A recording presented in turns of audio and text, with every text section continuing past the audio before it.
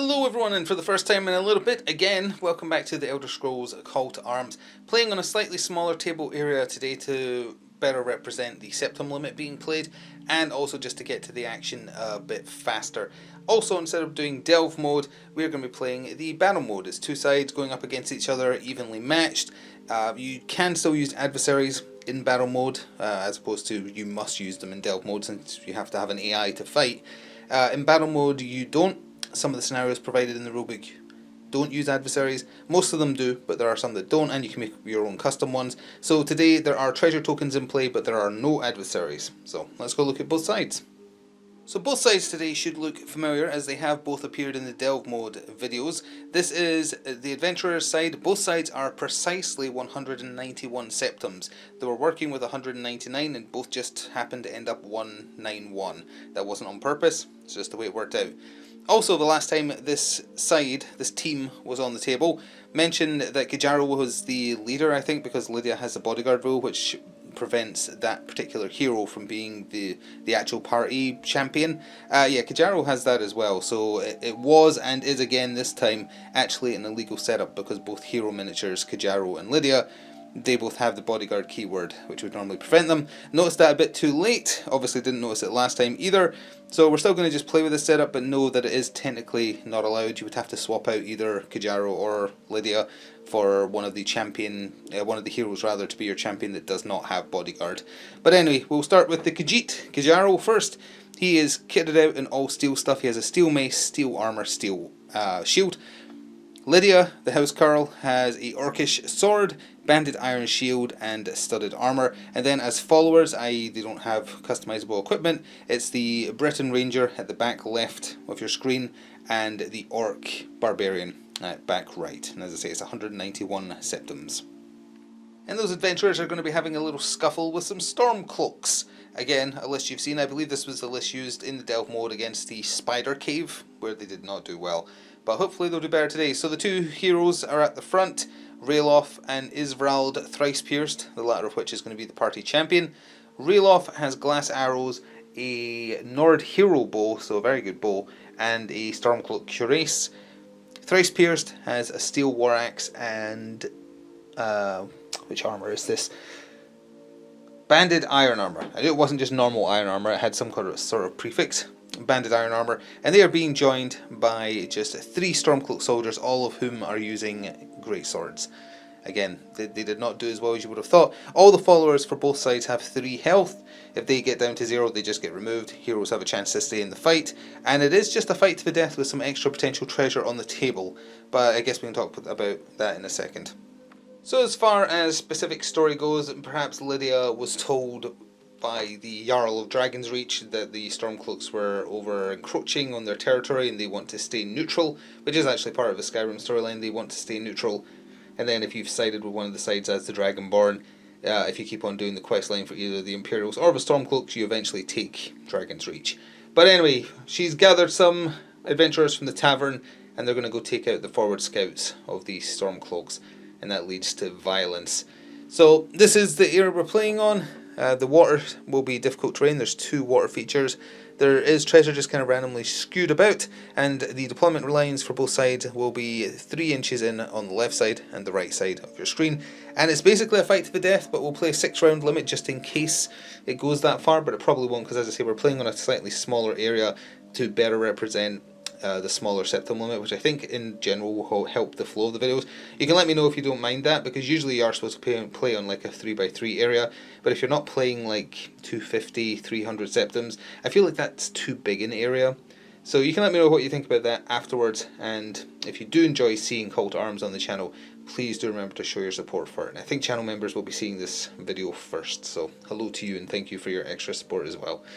I'll get this all set up and be back after this quick word from my channel sponsor. This video is sponsored by Noble Knight Games. Check out the video description below for an affiliate link that will take you through to their store, and it will help me out as well. Thanks.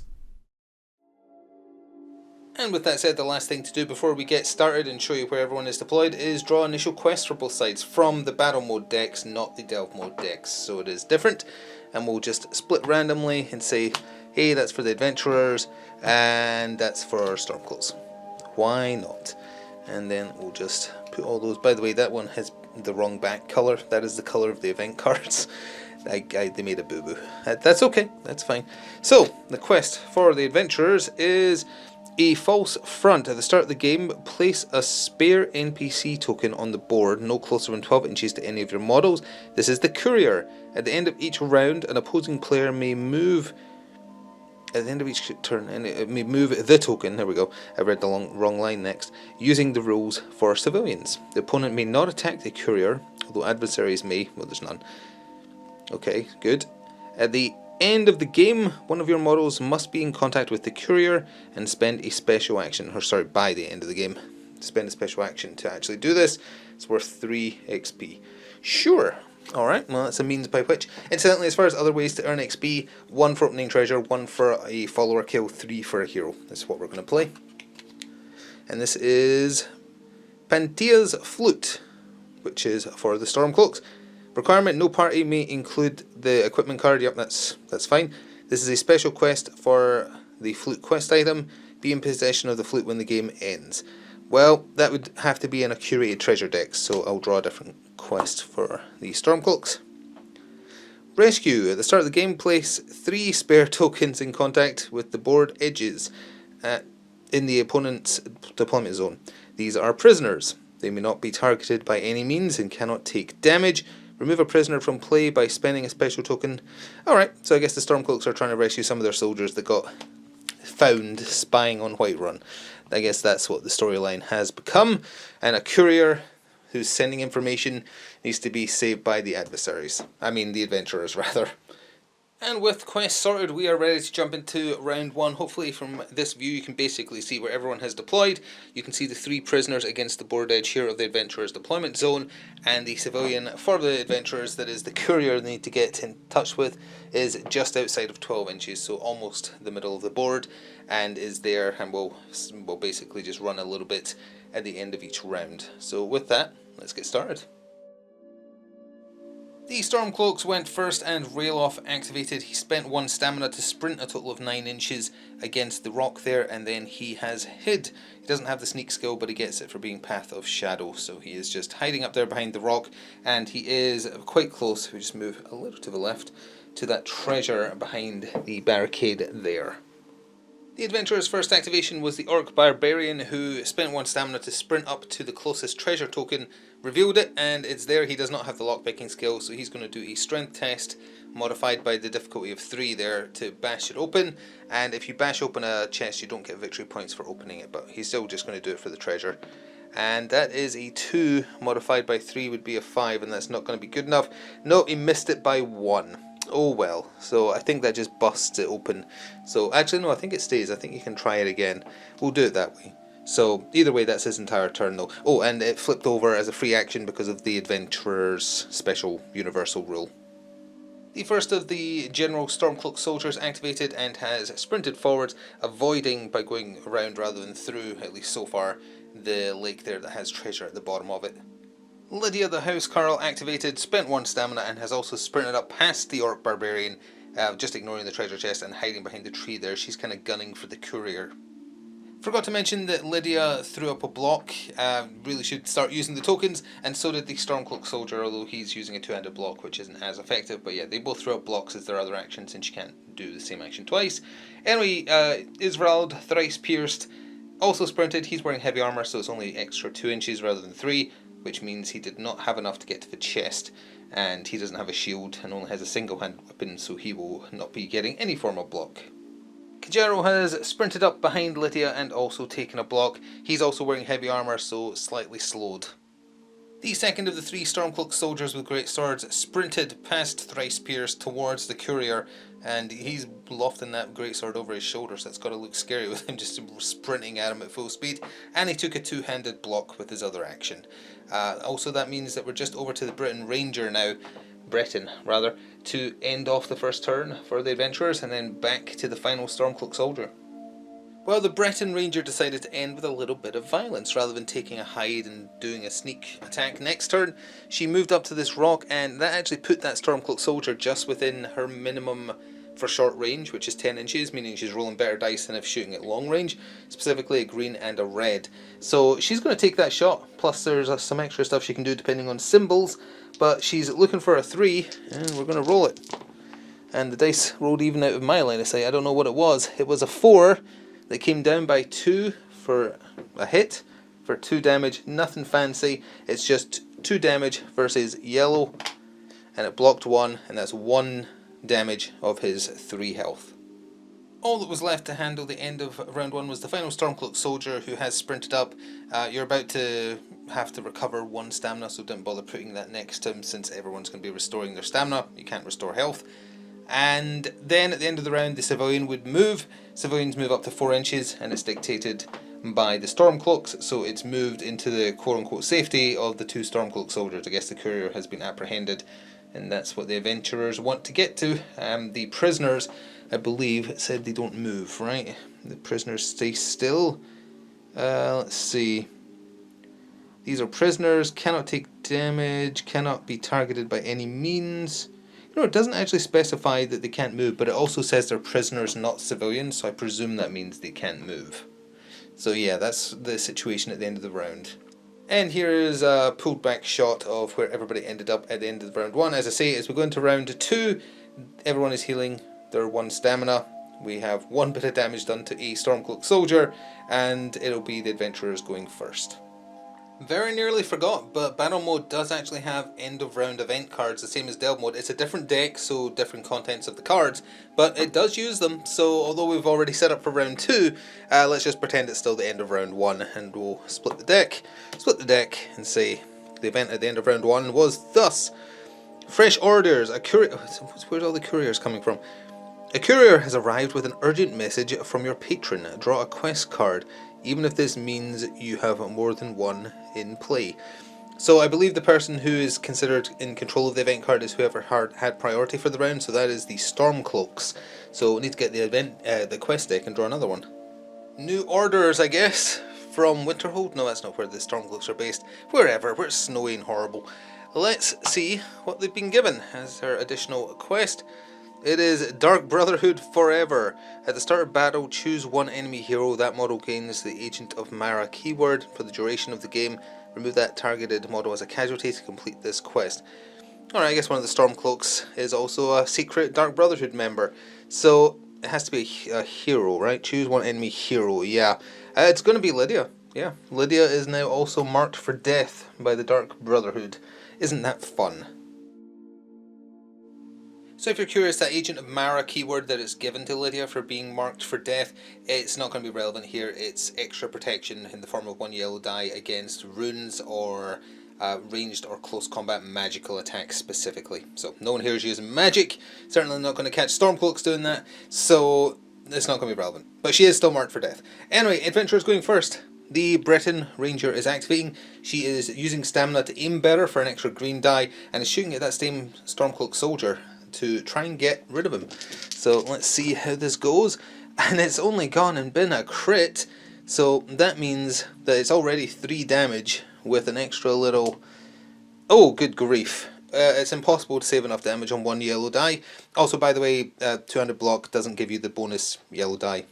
That's the downside to a two-handed block compared to a normal block, so it's only a single.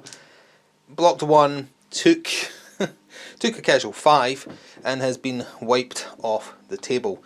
So although both sides started with the same septim limit, now they're both the same number of bodies on the field as well. Oh, and of course the ranger has a second action, because that was just 1 action, and she's just going to nip around this rock a little bit to try and make it harder for Rayloff to potentially get a shot off on her. Thrice Pierce activated first for the Stormcloaks, moving up against that barricade for cover and using his other action to search, because Stormcloaks can't do that for free. So flip the token, it's the same type of chest, lockpicking skill 1 or bash difficulty of 3 on a strength test, but he doesn't have any other activations left. Kijaro was next up for the adventurers, and he just did a normal move, didn't even boost it with sprint, and kept that actual block because he's got a shield, so does Lydia, and is just gonna bearing down on where the courier is. They're really gunning for it. This Stormcloak soldier did a little bit of difficult terrain move into the lake here to search the treasure chest with his other action, and it's an unlocked chest, unlike in Fallout. where a blank is bad. In here, it just means, oh hey, it was an unlocked chest, why don't you open it? You get it for free. You are supposed to curate a smaller treasure deck. This is literally every treasure card I have, because why not? Except the Master Treasure, that's a different thing. So yeah, full random, and because he's a follower, he can't use whatever he finds here, but he can pass it off to either Railoff or Thrice Pierced. So he has found a silver sword, potentially restoring stamina on helmets. It does extra damage against undead, not relevant here, but its base attack is 1 green, 2 yellow, which isn't bad. So he's holding on to that for now, but as I say, he can't actually use it because he's only a follower. Oh, and we are treating VP and XP essentially as the same thing for this one, and successfully getting treasure from a treasure chest is 1 VP/XP. With a burst of energy in the form of a sprint action, Lydia actually had enough distance to get in contact with the courier, and she spent her other action as the special action to, I guess, get the missive off of the courier. The courier's job is done, and that means the False Front quest is completed for 3 XP/VP. That token is now no longer required, but that does mean she didn't have an action to throw up her block again, so she's kind of left herself open to potentially getting shot at. Rather than Railoff being the one to do it, the Stormcloak soldier with the greatsword, who's right there, was better placed. Railoff is going to struggle to get a line of sight of Lydia where she is behind that big tree, so he just went into combat with her. And remember, you can't shoot into combat really. I think that's the case, and there might be rules where you can, but then it randomizes damage like Fallout Wasteland Warfare. I get the two mixed together so much. Either way, he's swinging that greatsword, and that means skill die plus a black die with some bonus stuff happening on potential symbols. And he is hitting on a 4. So let's see what happens. A 6 coming down by nothing is unless the helmet adds a green die. Oh, the helmet does literally add a green die, so it's not impossible. Hang on. Oh, a tree fell over. -1 puts it at 5, which is still a swing and a miss. Oh, as a point of note, he absolutely should have power attacked. As it turns out, it's good that that was forgotten, because it would have been an absolute waste of 2 stamina, and it's 2 because they have the cumbersome keyword because of those giant swords, which means you have to spend 2 stamina to do a boost instead of 1. It adds a red die. The red die can't reduce your skill roll, so it would have still been a miss regardless. For the record though, had he done it, it would have been 1 extra damage, and then the Oblivion Gate would have potentially offered up nothing. So yeah, wouldn't have made a difference, but just making it known, yeah, he probably should have tried to power attack, but it ended up being a good thing that he didn't, because it would have just been a waste of stamina. And speaking of wasting time, the Orc Berserker down here, he's going to try and break open that chest again, and then he's going to give up. He rolled a 6, so that becomes way too high, so it's definitely a miss. So he's just going to move 6 inches towards Kajaro, so he's going to be up towards there when you next see him. Railoff decided to come out to play. He had to. He's the last activation for the Stormcloaks this round, and he can only move 6. He can't do a boost for movement when sneak attacking. I think you are allowed to boost for the actual shot he's taking itself. If that's wrong, apologies. But to add up what he's doing, he's shooting at Kajaro because Kajaro was in the open, and unfortunately he's just outside of short range, so he has to shoot long range, so that's a default skill die plus 2 yellow dice. The glass arrows at long range only add a green rather than red damage, so that's gone as well. But he's attacking out sneak attack and his Path of Shadow, so he gets a red die for that, and he is doing the precision shot boost for 1 stamina. So in total that's 1 red die, 2 yellow, 2 green, and he is hitting on a 4. And that is a 5 that comes down by 3, so he has hit. Does the helmet do anything in either instance? Piercing 1 regardless of whether you're going by the glass arrows or the bow. So yeah, piercing 1 on Kujaro, who is normally rolling red, yellow. He still has his block token though, so that would be another yellow as well. But that would go away, or 1 goes away rather. So 1 other yellow on top of this. Well, that's a blank, so we can just re-roll this one. And it rolled into a blank. So he blocked 2, and he took 3. So he's on 1 health remaining. Ouch. So now we have to do a couple of quick checks. Did he run out of ammo? He did not.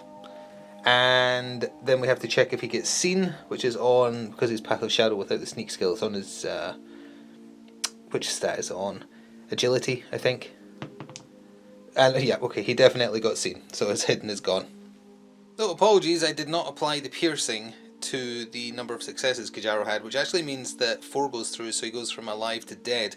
He is a hero though, so we have to do an endurance test to see what happens. His endurance is a 4, and that is a crit fail, the worst potential result. Excellent. If the test has failed, the model is removed from play as a casualty. Wow. Okay, that's the worst possible result. Sorry, Kajaro, you got to do absolutely nothing. So that is the end of round 2. We'll do our event card in a second. However, we do have to talk about the scores. With Kajaro dying, that is 3 more VP/XP for the Stormcloaks. So they're up to 4 in total, since they also successfully opened a chest. And with Lydia finishing that quest, they scored 3. So it's 4 playing 3 in the Stormcloaks' favour. The Stormcloaks will also be going first in the next round. But let's see what, if anything, will happen off of the event card. Quest Giver. Beginning with the player with advantage, that's the Stormcloak player, each player draws a stage 1 quest card that must immediately choose whether to keep or discard it. If they keep it, it is placed with the player's other quest cards and may be completed like any other normal quest. So both sides have the opportunity to gain another quest, which is another chance at VP. So starting with the Stormcloaks, this will do. Amulet of the Moon.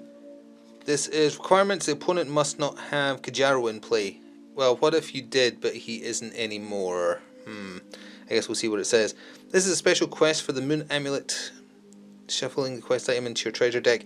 Oh, it needs a specific item, so oh well. Let's not complicate matters by Kajaro having been on the field but no longer being. Love Beyond Death. Place a sarcophagus or other spare token within 3 inches of your deployment edge. If the enemy searches the sarcophagus, they gain 1 VP and the quest has failed. There's no treasure in the sarcophagus. If the enemy does not search the sarcophagus before the game ends, you win the quest for 3. Alright, that sounds interesting. They'll keep that one in play.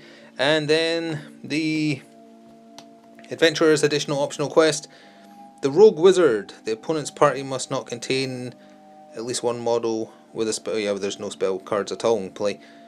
Choose 1 enemy hero with at least 1 health. Never mind, I read that wrong. It had to have at least 1 person with spells.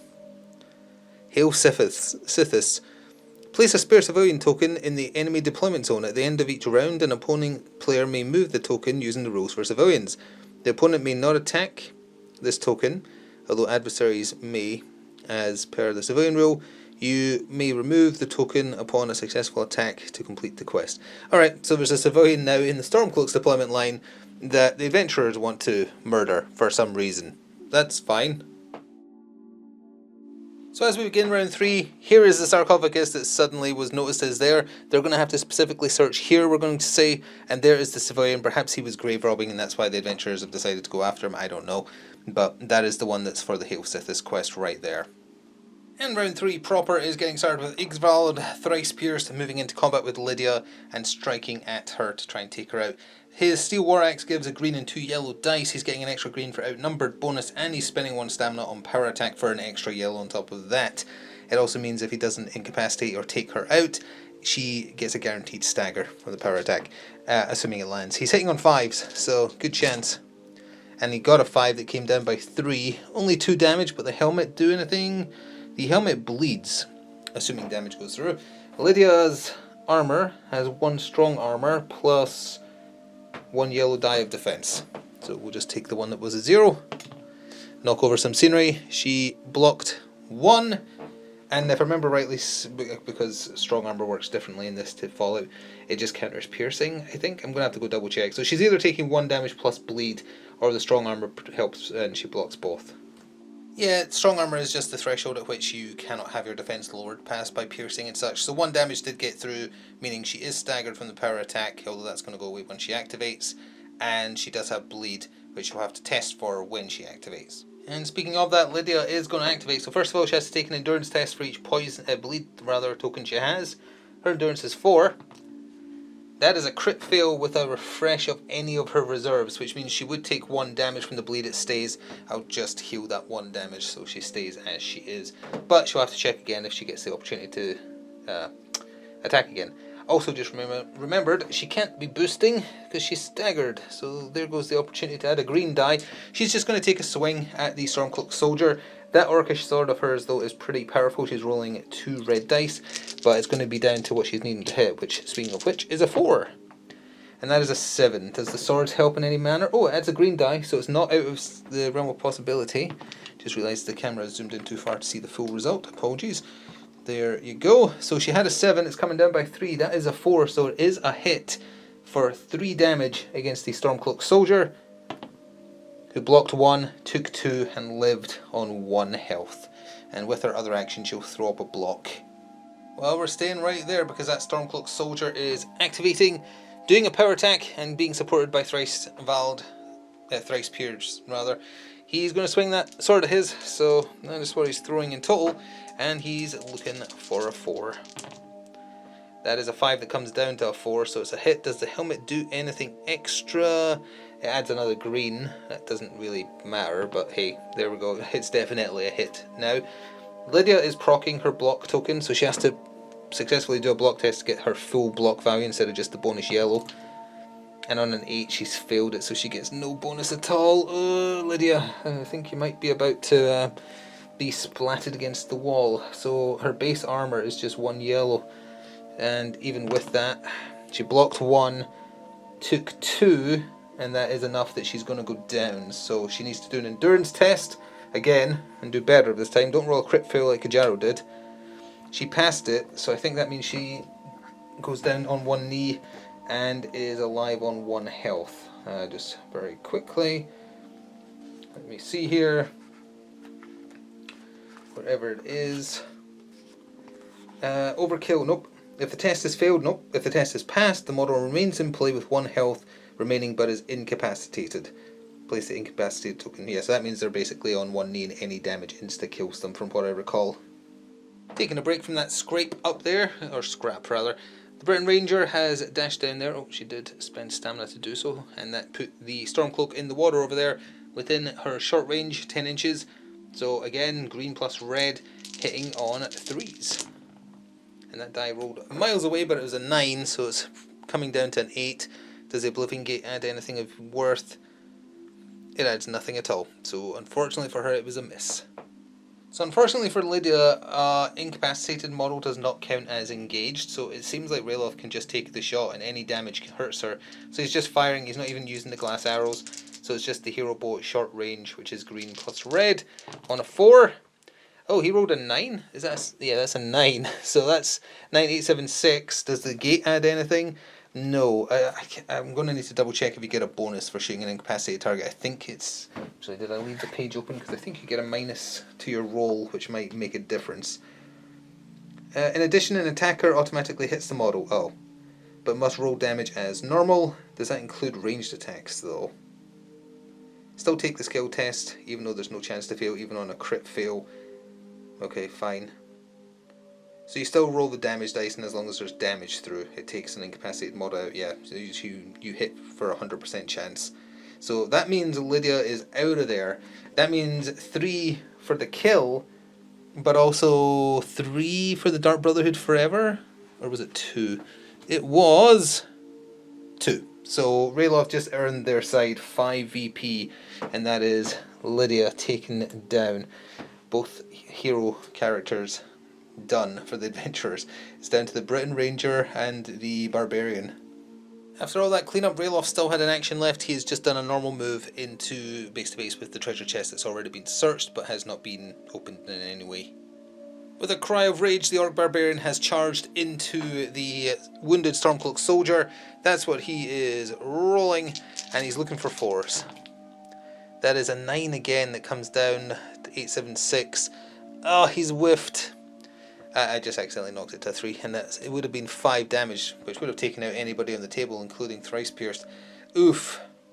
And the final action of the round was the Stormcloak soldier, who took a bit of difficult terrain. Oh, and he did also sprint, but is about to heal anyway.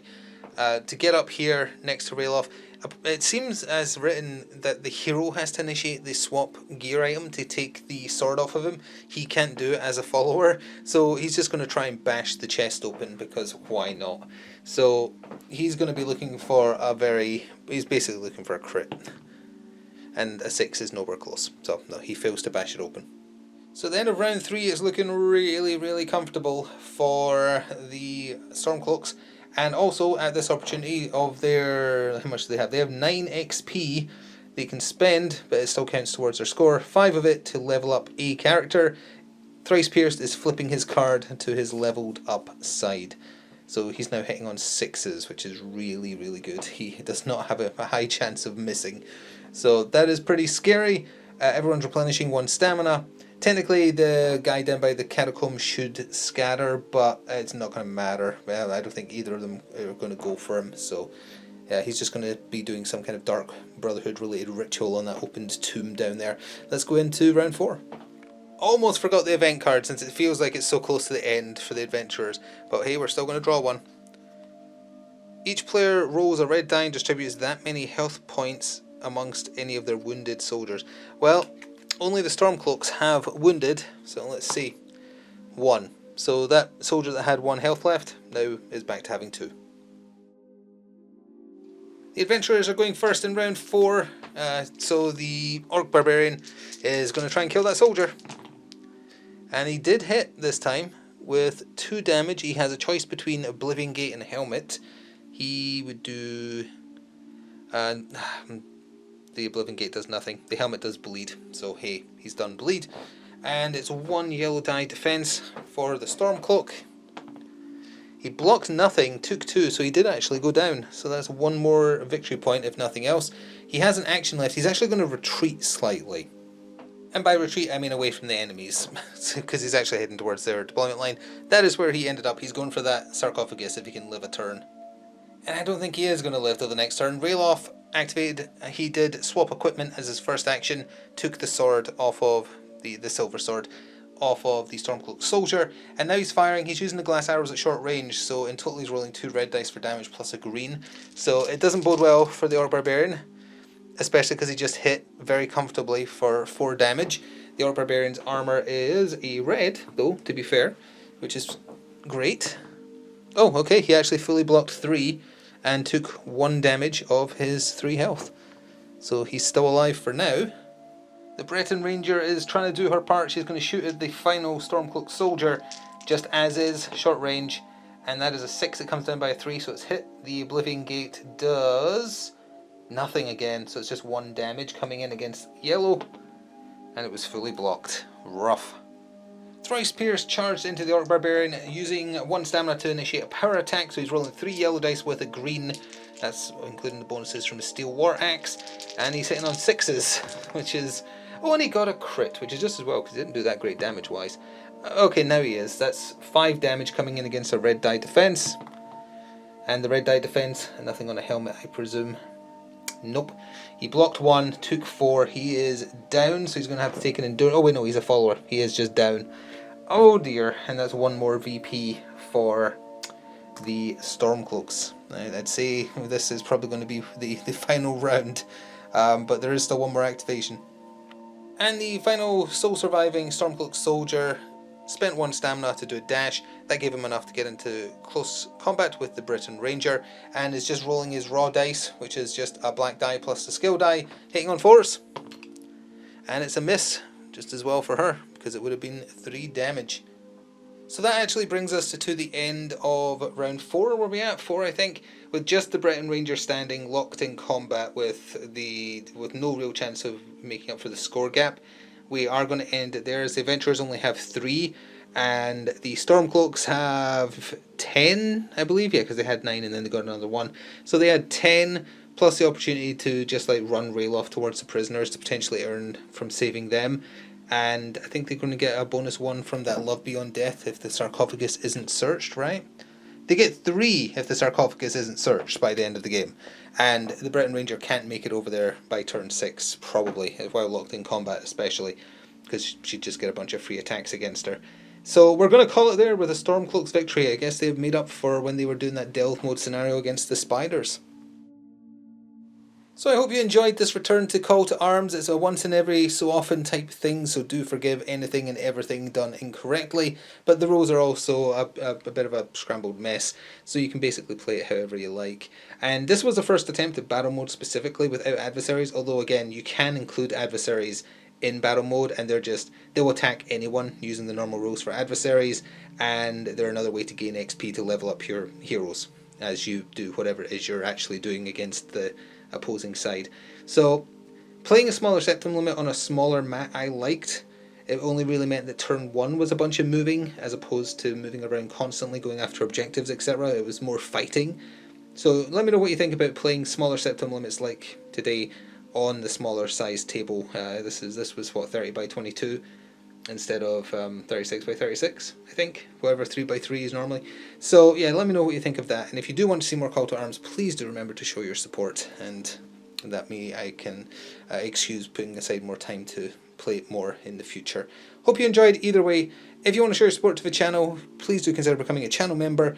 If you do, you get access to videos like this one early, and also other like community posts and some, not many, exclusive member only videos. You could also check out my channel sponsor via the affiliate link to pick up something for yourself. Anything you pick up via that link compensates me as well. Or if you want to do a one-off support, you can press the thanks button. Although if you want to help for free, liking, commenting, sharing, all that good stuff helps as well.